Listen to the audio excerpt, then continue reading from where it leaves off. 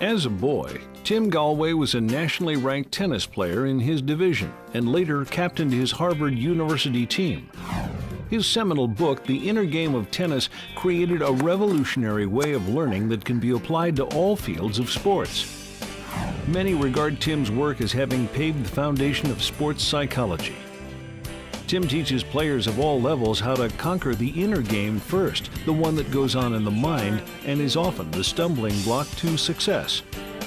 Critics have hailed Tim's inner game techniques as some of the most highly regarded and proven self-help tools ever created.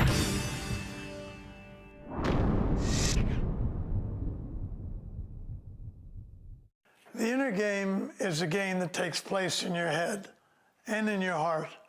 It's all the internal obstacles that take place within a person and your trust in your own potential. So it's overcoming fear, doubt, lapses in concentration, and accessing your potential to perform in any given arena. The first time I consciously knew there was something like an inner game was back in the early 70s when I was on sabbatical and teaching tennis. And I was teaching traditional tennis, where you tell your student what they should do, what they shouldn't be doing. You give them a lot of instructions. And it occurred to me that I was more committed to teaching and getting my instructions exactly right than I was about learning itself, my student learning. And so I put myself in my place of my student.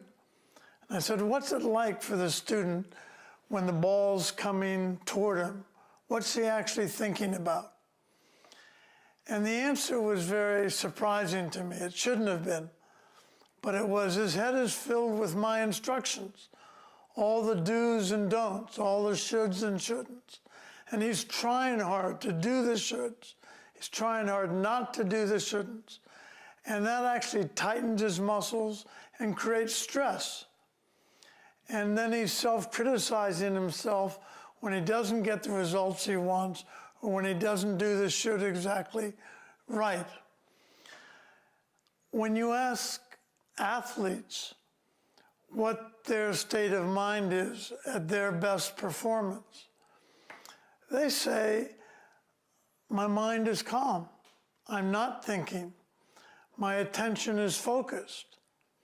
So I realized, wow, because of the way I'm teaching and everybody else is teaching, we're putting people in really a stress state of mind, which is not conducive to optimal performance.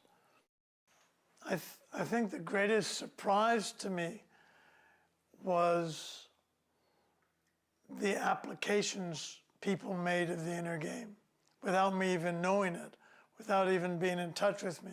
They'd read the book and they'd apply it to something important to them.